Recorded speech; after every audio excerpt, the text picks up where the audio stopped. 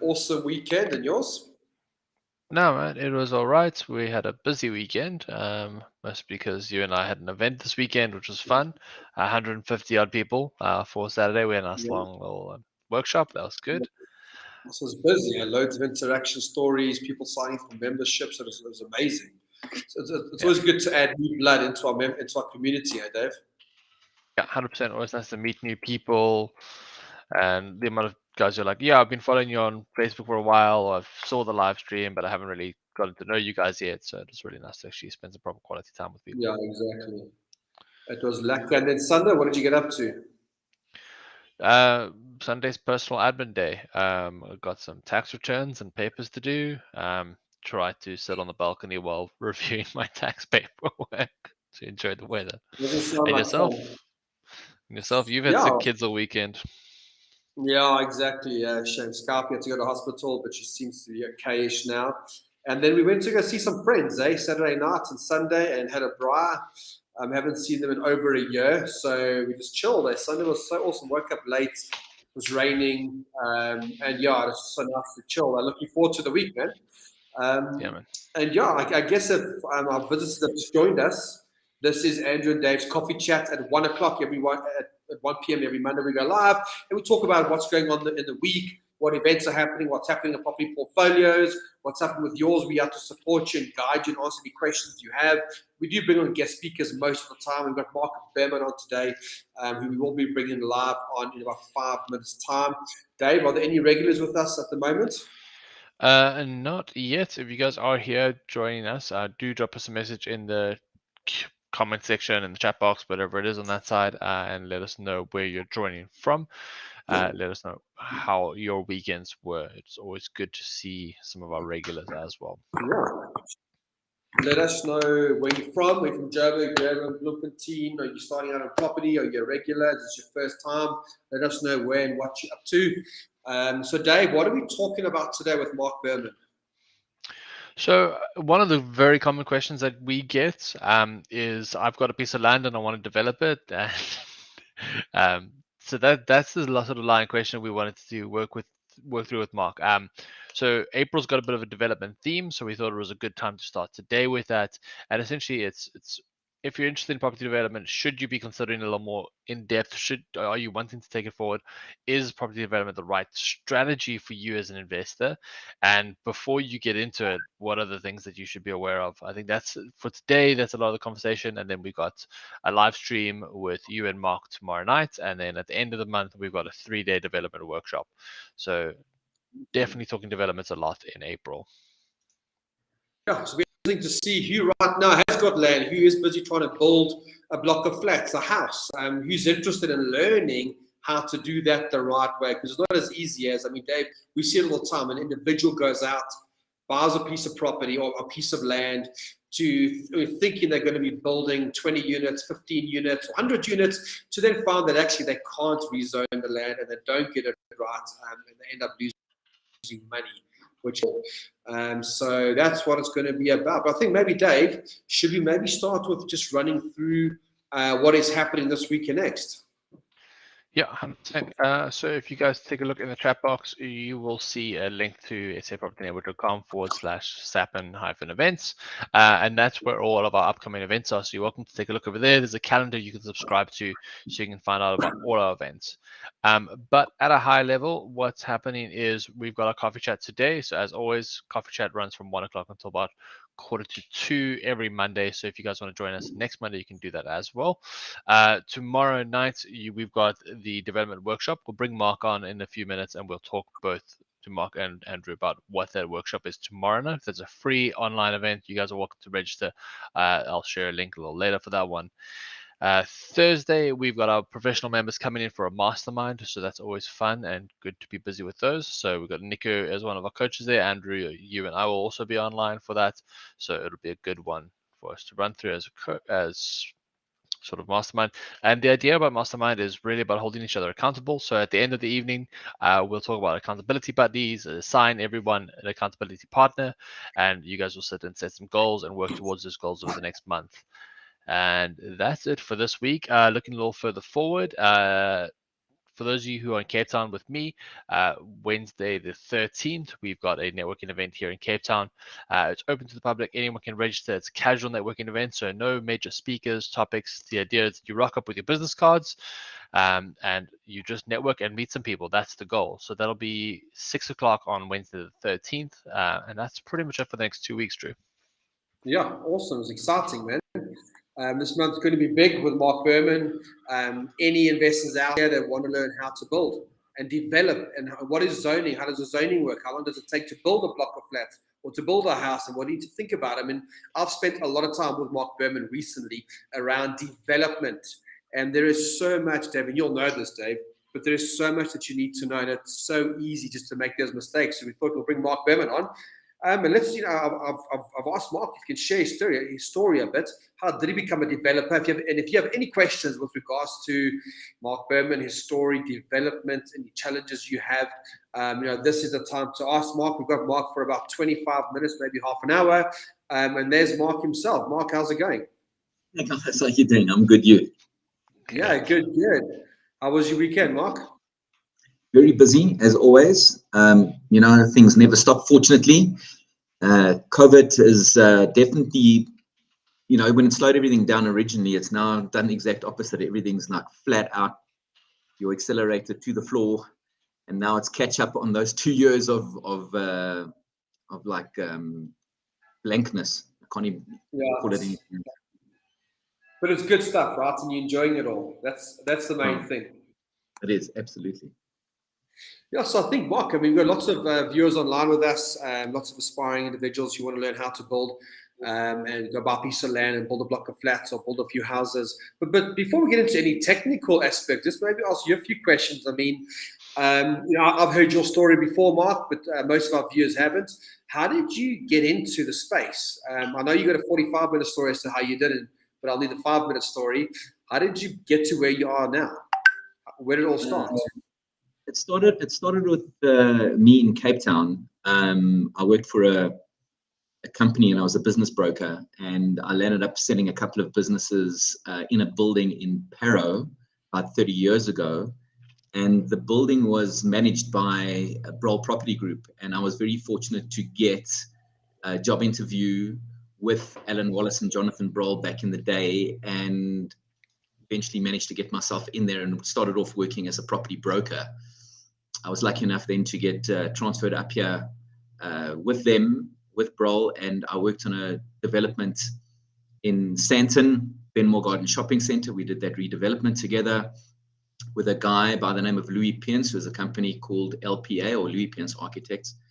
And he had a company called Keystone Investments, still has a company called Keystone Investments. And Keystone was a development wing, and I was very, very fortunate that I was brought into the company, which was a development company at that particular time. So I've been doing this for a long time, and my mentor, Louis Pience, who had the architectural practice there, taught me pretty much the basics, the groundwork, the foundation, put everything in place. So I was very, very lucky from that viewpoint, and I've been developing ever since.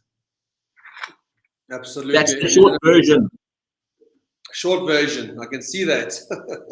And tell me, are you doing more commercial stuff? Doing more commercial or resi, or a mix of both? So my focus has always been on the commercial side. I've done a lot of retail over the years, from shopping centers in Guguletu, Bushbuck Ridge, Putsatachaba, all these wonderful outlying areas, amazing places. I've worked in local places like Broadacre Shopping Center. I've worked in Nelspruit. I've done things like I did a logistics warehouse in Nelspruit, 10,000 square meters. So I've done pretty much everything there is to do, been involved in residential as well, and currently quite heavily involved in residential actually. Yeah. And I mean, you joined as a professional member within the SA Property Investors Network last year. You've attended quite a few events with us over the last 6 months. Where do you see there's an opportunity for the Sappin guys? So someone's out there that want to start, they either want to become a developer or they've got land. I mean, where do you see the opportunities for our community? Well, the opportunity, there's always opportunity. And I mean, let me give you a little bit of a point of view of my idea and how come Sappin works for me so much. you know, having a family around you of people who are qualified and professional, who can hold your hand as you walk along the road is super, super important. You know, I was lucky because I had Louis as a mentor, but you know, once I went out on my own, there was no support structure. There would, you know, I had to find my own way. I had to get involved and find my own town planners, make my own mistakes. And believe me, I've made plenty of them along the way, and I still make them every single day. You know, you never know everything.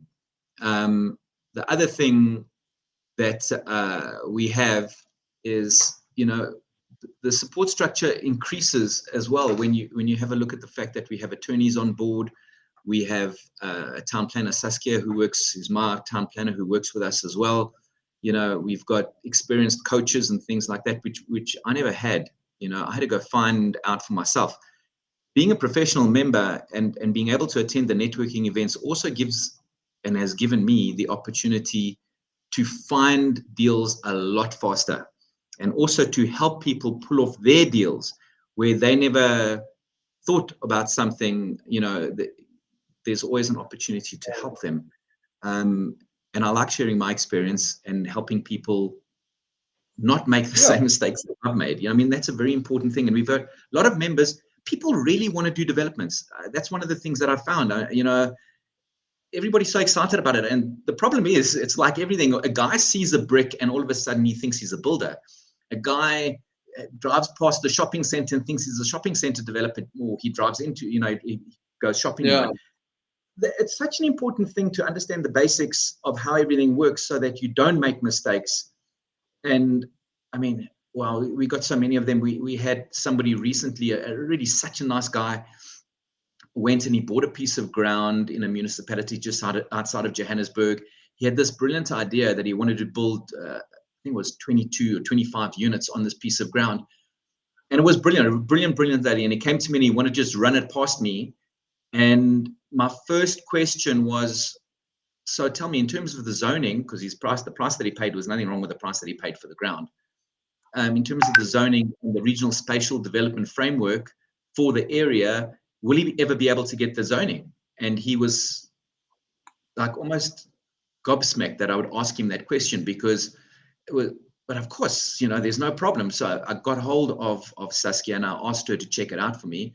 And the maximum amount of units that he could build on there, I think, was 10. So he was trying to do 25. His whole feasibility was around 25, but the regional spatial development framework only allowed for, I think it was 10, if I'm not mistaken. And that meant that no matter what he paid for the ground, you know, the price that he paid for the ground made it unfeasible. He could no longer build what he wanted to build at the price range that he wanted to build. So he had to get out of the deal. It's so cool to be able to help people like that and save them that kind of money. I mean, he got a refund for the land, fortunately for him. Jeez, that's crazy, yeah. And I think that's it, Mark. You know, investors these days are spoilt in terms of the team is there already, the professional team is there, and the education level is there. All they're now going to do is find a piece of land that makes sense, find an opportunity, you know, that makes sense. And I want to ask you a few basic questions. And there is a question from Urban around there's your land zone at Swanee, zone business 2. How can I raise finance for a block of flats as allowed by the zoning? We will come back to that. But Mark, let's just go into some of the technical things. You know, it's a very common question I get all the time. Andrew, how do I know if the development's going to work? The estate agent has showed me a piece of land. It's 4,000 square meters. You know, what kind of questions, Mark, should one be asking the agent or the seller just to quickly identify, yes, this could move into a space where it may work subject to due diligence, or actually this thing ain't going to work off the bat? What are some of the things people should be thinking about? Well, you know, when you approach a piece of ground, whether it's got a house on it or it's just a beautiful park, and you're sitting with estate agents, I love them all, but sometimes they don't have the depth of knowledge when it comes to development that a developer has.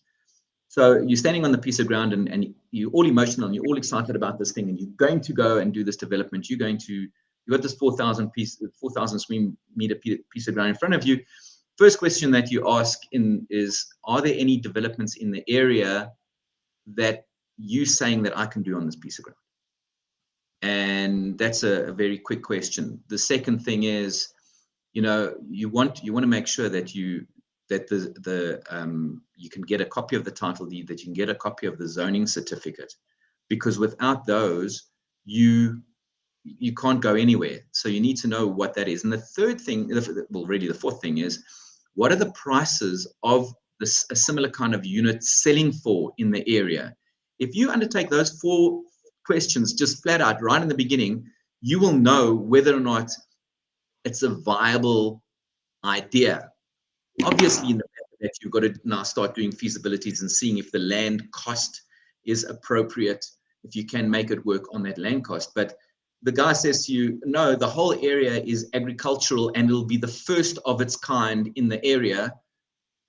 I don't like getting involved in those kind of things, because you'd want to try and set a precedent of turning agricultural land into high density residential. First of all, you're 2 years down the line before you even do anything. And if you get an objection, you can be 4 or 5 years down the line. Yeah. So, you don't have to be the leader. It's the other guys out there that can be leaders. Rather take on something that's much easier to do than, something that's going to complicate your life and tie up your capital forever. Yeah, absolutely. And Mark, if you were looking to get started or get into a development, would you rather go find a piece of property that's already zoned, say Res 3, Res 2, or would you still be open to buying a piece of property? It's here in the Edenville area. It's Res 1. There's a property on it, but it's 2,000 square meters. But now we know we've got to get that property rezoned. What's your view on Res 1 versus buying a development opportunity that's, say, Res 3? Okay, so let's first define those terms, because I think that's quite important. The first thing, residential 1 in Johannesburg area, and let's just talk, it's so important to get this as a point of view. Every municipality has its own definitions for these zonings. So what I'm talking to you about right now in Johannesburg could be different in Tshwane, could be different in Ekurhuleni, most probably is different in Cape Town. Hey, Dave? I mean, that's almost like a given. So yeah, it's a high level. Most of it's about the same, but there's always those nuances. There's always those exceptions, and that's the thing to be aware of. Exactly. So you have a look at Res 1 in Johannesburg. You can have a house with a cottage. You can have that as a Res 1 in Joburg. Funnily enough, if you want to go into Bryanston, I know that I'm busy with something in Bryanston right now, and you can't, in this development that we're doing, we can't have a cottage. So you've just got a house all on its own on a 500 square meter piece of ground. So that's the first thing. So it's a house with a something.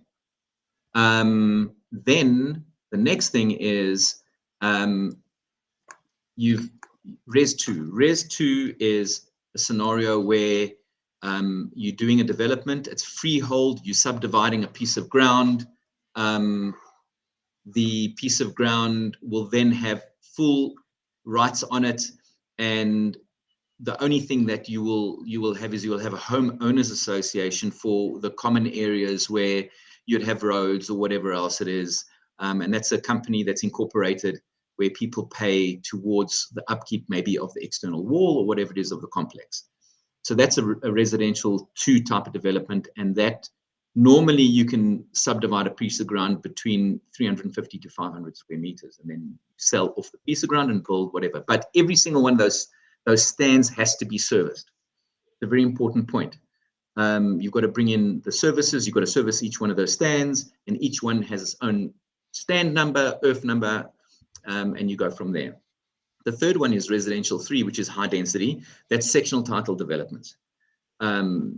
It's a much more complicated type of development for a developer, because you only get money once the property is transferred. So your development, you've got to be quite a good developer, somebody with a track record that the banks are going to back, because selling off plan, you need to be able to roll that funding over, and you need to have a development bond in place so that you can get paid out in the end.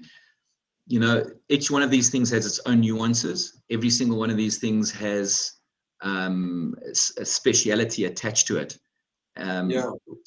So it behooves one to really check out what the right type of development is that you want to do. So, you know, you've got a piece of ground. The easiest development for a person to do, the single easiest development, is to buy a piece of ground that's already zoned. Yeah. Now, that takes risk away. It does take risk away. But in saying that, Andrew, you know, in the good old days, you used to be able to rezone a property and not pay for the bulk services contributions. So what that means is you didn't have to pay for electricity connection, sewer connection, water connection, any of the parks contributions or anything like that. This was years ago. So now let's say a guy says to you, he's got a piece of ground and it's zoned. If it was zoned 10 years ago and he's sitting with it, he may not have paid the bulk services contribution. So if he's selling it to you, you might be caught in the crossfire of paying those bulk services contributions when you want to take transfer. So there's a little bit of due diligence that has to be done. And that's why in an offer to purchase, one of the things that I stipulate with all my guys that I work with any of the students or people that I'm coaching, is you've got to have a proper due diligence clause in there to make sure that you tick every single box and you make sure that every single process is correct. Awesome. Thank you, Mark. I can see there's a few questions coming in. If you have just joined us, it's Mark Berman. This is Andrew and Dave's Coffee Chat every Monday. Please, if you know of anyone that's interested in the subject, please tag them in now. Give us some love. Let your friends know about it. It's a very important topic because there are a lot of investors out there, Mark, that do want to develop. They want to go buy land. They want to build. And there's a lot different, you know, going and doing a small 1-bedroom flat that's in good condition, buying it and renting it versus buying land, rezoning it, getting your whole power team in place. And there's a lot of power team members that you do know. So if you have any questions, please fire them away, Dave. There's a couple of questions which have come in from Urban and Purpose Properties.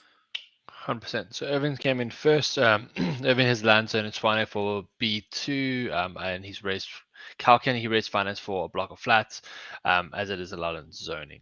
So I don't know much about the Schwane zoning regs. Mark, you'd have to weigh in a little more on this one. Okay, so normally under business zonings, you do have a element of residential that takes place. I'm not sure of what the regulations are in Swanee, but you know, and I'm not sure if I read this correctly over here, he wants to build a block of flats, which means it's a sectional title development, or he wants to rent them out himself.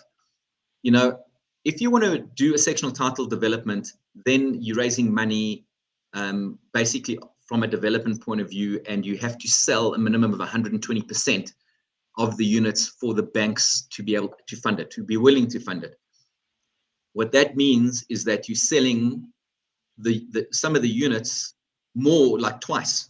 That's really what it is. And although it sounds confusing, you will have offer to purchases with deposits in place for, if you were selling 100, if you had 100 units that you were building, you'd have 120 units, 120 offer to purchases, valid offer to purchases in place.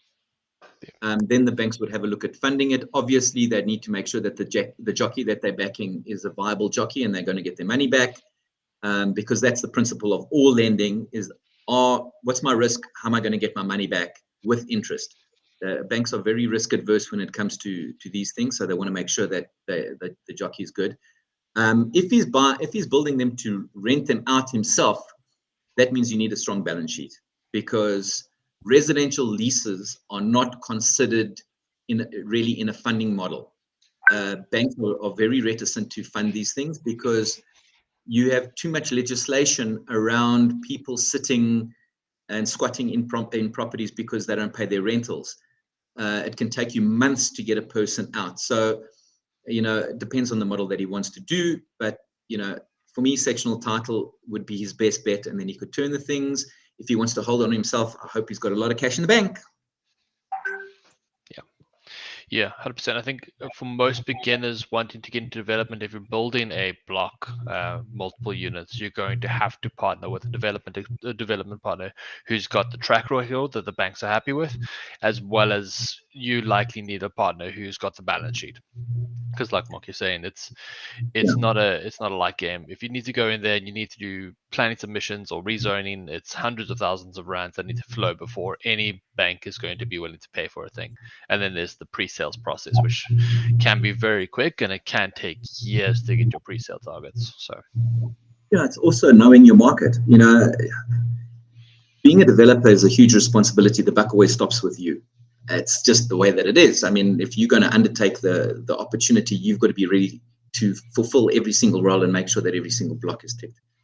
Partnering with somebody who knows what they're doing is always the best way to get going into development, because you can learn from them, and then you pretty much can get out of the starting blocks a lot quicker than somebody who just trying to fire it out. But you need to know your market. It's really simple. Yeah, 100%. Cool. Quibus Properties is a bit of a specific question. Durban has a few buildings that are declared unsuitable for human occupation, fire damaged or abandoned. Are there any deals worth buying and renovating, or is this only a demo option? That's a complicated question. It's actually a very interesting question, because if a building's not fit for human occupation, there's an engineering report that actually stipulates why it's not fit for human occupation. It may say that it has to be demolished, or certain things have to take place in order to make it occupiable again. Those are normally structural elements, so a structural engineer would have to really get involved and explain to you what needs to happen in order to make it habitable.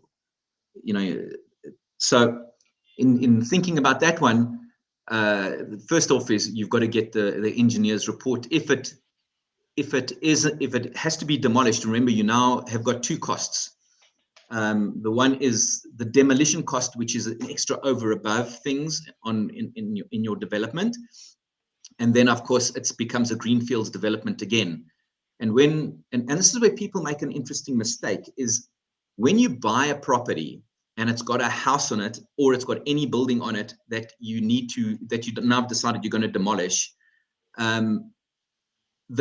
the cost of demolition is not nothing. There's actually a cost. You have to demolish the building, and you have to remove the waste off the site, and that costs money. So it is an extra over cost. You have to add that into your feasibility. So please remember that when you're looking at these things. Oh, and one other thing on that before I even forget. You also, when you demolish a building, you've got to make sure that you have the permission. You've got to get the council to cut the electricity, the water, and that kind of, those services, because sometimes you have live electricity and you have water coming into the property, and you don't want that to cause a problem. You don't want anybody electrocuted, etc., etc. The buildings have to be made safe for demolition. Yeah, and just for the record, everyone's demolition's a lot more expensive than you think it's going to be. That's a lot. I have seen people pay upwards of 400,000 or 500,000 rand to remove a house, let alone if you're starting to look at a commercial and industrial building. Maybe there's underground tanks, something like that. If it's an industrial space, there's a lot. So don't sleep on the cost of the demolition if you are looking at existing structures. Yeah, please, very, very, very super important. Yeah, cool. Evan's got the next question. What is the process of changing zoning from education to residential? How long is the process, and the estimated rezoning cost? Okay, so that question is easily answered. The normal rezoning process is about 9 months. The cost of that is anything upwards of 90,000 Rand, depending on what other little add-ons have to take place. But normally, when you dezoning something, it's a lot easier than rezoning something from like upwards. So if you've got something that has got business rights, you've got huge amounts of electricity and all that kind of stuff. So giving the council back electricity, they'll love you, because in residential, you're going to be using a lot less electricity than you are when you are doing a commercial space. 100%. I think the only asterisks I'd add there is some rezonings are a lot harder than others. Agricultural is one of those ones that's famously difficult. So if you're looking at agri-land rezoning to residential, that can be really challenging. And as long as you got a reason to do it, and as long as you can provide precedence or provide an example of how someone else did it, then it's fairly easy. But it can be complicated. But if you're going, okay, I agree with you, Mark. If you're relaxing from like GenRes 3 down to GenRes 2, it's fairly easy. Yeah, and like I think the question was from business, or it was educational to Res 1. I think one also has to look very carefully at why you want to do that. If you've got something that has education on it, it's actually valuable. You have more value in an educational zoned property than you have in a residential one property, because res 1 is the lowest zoning that you're actually going to get. So somebody paid, or the council originally in the township establishment decided that they wanted educational on there, and whoever the township developer was at that particular point put that in place. There's always a need for schools, nursery schools, and that kind of thing, and also colleges, educational, because it's not normally just educational, be educational and institutional normally. So institutional also is, these things are not easy zonings to get. So I would think very carefully before I de-zoned it. Yeah, and Mark, on that topic of zoning, I mean, where can one get all this information for understanding the different zoning rights bylaws with each municipality? So Durban versus Cape Town for Joburg. Is there a place where someone can go to understand the zoning in a specific area? So, I know that Joburg and Cape Town on their websites, you can actually go and check the regional spatial development frameworks and all that kind of stuff. You can log in, you can see what the zonings are in the area, the densities that you can get from what density to what density in an area. So that's freely available. When it comes to Ekululeni, they don't have anything really online. You have to go into Ekululeni and get it. Tshwane, I'm not so sure, but those are the things that councils have all the information. It's not there are no state secrets here. The easiest way, obviously. Sorry. They could just call Saskia. They could call a local town planner in that area. Absolutely. That's your first port of call. But it's you want to do a quick stab at it, get on the council website, have a look, see if it falls in a zone. Don't waste your time, and don't, because also town planners, their time is money. They're selling a service. So if you can avoid wasting their time, I suggest you do that. Like if it's not going to be, if it's not in a zone. I'll give you an example. I was looking at a project recently where the property is in Observatory. It is right next door Yeovil. Yeovil is is considered CBD precinct. So the zoning's high density, limited, very limited parking, etc., etc. The stand next door to the stand that I was looking at, the corner of the stand falls into that zone, and the rest of it falls into a normal residential zone. So it goes from a very high density all the way, it drops right down to a normal residential density. And if you think that you're going to move that urban edge, if you want to call it, to include your stand, you're dreaming. That is a massive task to undertake. So that's why it's just, just have a look, check for yourself. It's not, if you want to become a developer, you've got to be able to walk the walk and do the dirty work yourself as well sometimes. Yeah, exactly. I agree, Mark. Like for me, it's not the zoning bylaws and the SDF, the Special Development Framework. They're not complicated documents. It's not done in Greek or Latin. It's fairly plain English. There's a bit of thinking you'll have to do, but it takes some time to chew through. But learn it, get a high level understanding of how it looks. Especially if you can get to the point where you can do your own high level napkin math feasibility, where okay, cool, this is a general residential 4, this is what we're building in the area, this is how much we can sell for, then you can run that sort of high level numbers fairly quickly, as long as you understand the basics of the zoning requirements. And I think, Andrew, these are some of the things that we've spoken about a lot, is that you've got to be able to do a high level feasibility on anything that you're going to do. So you need to know what the building costs pretty much are. You need to know what the zoning costs are.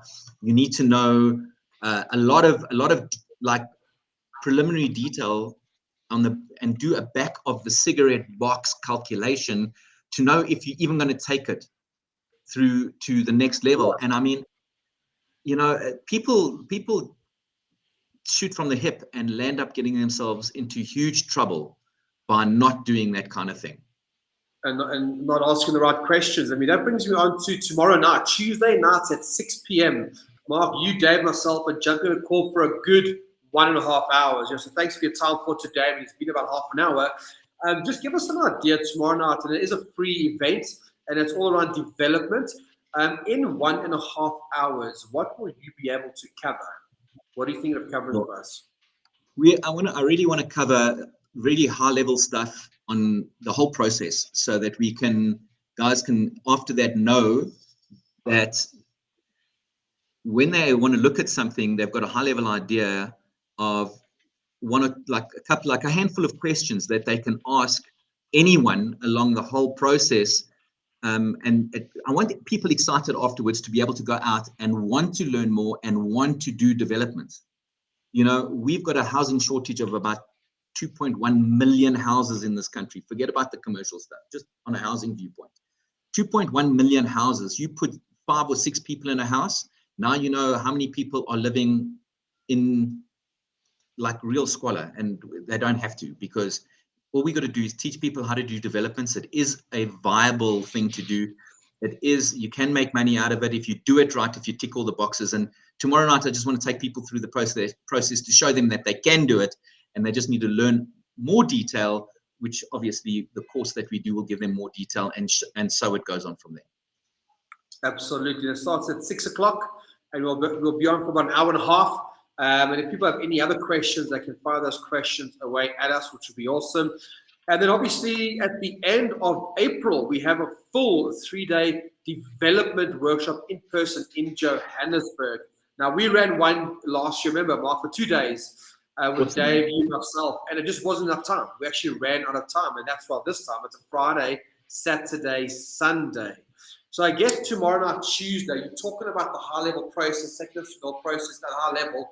This is what you need to know. But on that workshop, face-to-face workshop, I assume you're going into all the detail. Correct.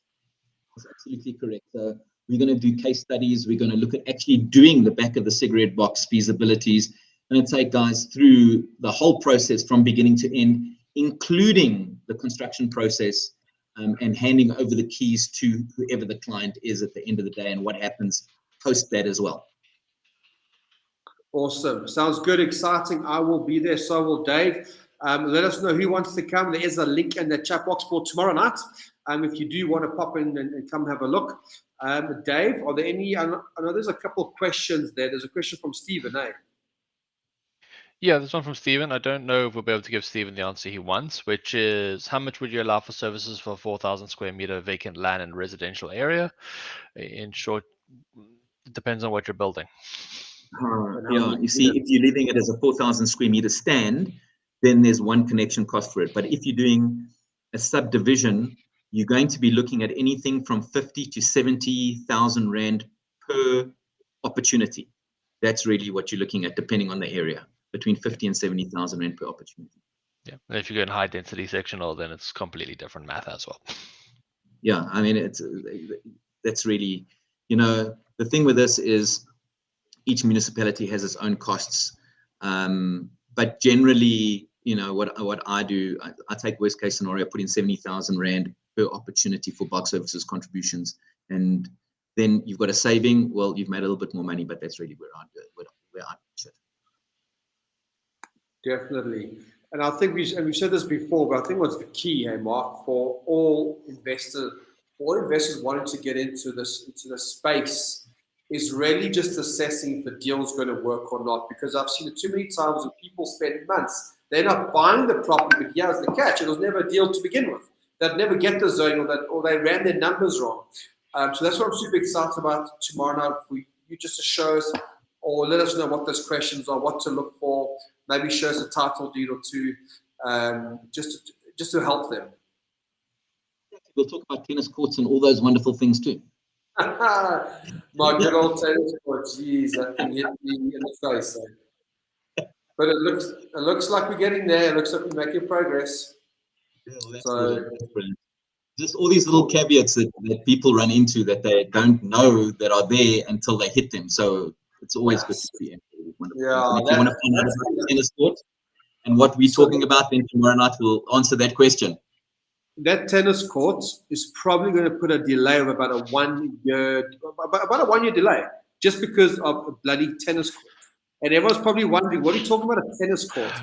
Join me and Mark tomorrow night and Dave to find out how this tennis court is potentially putting a 1 year delay on a development here in Johannesburg. Okay. I hate tennis courts so much. I think I know what's happened. It happened to me too. Oh, jeez, it's an interesting time for us, eh? But I mean, look, Dave. Is it a common access issue? It's a shared Yeah, access well, issue. We're going to talk about it tomorrow night. Tomorrow night. We'll talk about it tomorrow night. That's good. And then I can share my tennis court story as well if it's different. No, exactly. So I think that's it. I mean, Dave, maybe, Mark, thank you so much for your time today. It's been awesome having you live with us. I think, Dave, you should take us through what's happening this week and next, and then let's call it a day. Cool. Awesome. So, Mark, I'll turn you off so you don't have to sit there smiling. Thank you so much for your time. Really appreciate it. Yes, thanks, Mark. I'll see you tomorrow. So guys, this week, like we said, fairly easy. What we have is tomorrow night is the workshop with Mark, Andrew, and myself. This is sorry, let me just share the link over here. There's the development webinar link over there. That's tomorrow night from 6 o'clock. It should be about an hour, maybe hour and a half. We'll see how long we go, how many questions you guys have for us. And then later in the week, our professional members, you have a mastermind happening. Check your emails. You would have received all the information for the mastermind. If you are here and you're part of our mastermind, make sure you're registered. And remember, we don't let anyone in past 6:15. And that's pretty much it for this week. Looking a little further forward, we've got Cape Town Networking next week, Wednesday. And Andrew, you and I are back here, same time, same place for coffee chat on Monday at 1 o'clock. Awesome. And Sounds you good. can all see all of the links, all of the upcoming events at sapropertynetwork.com/SAP and events. I'll share a link in a second. Cool. And there's a question there about running our 3-day development workshop in Cape Town.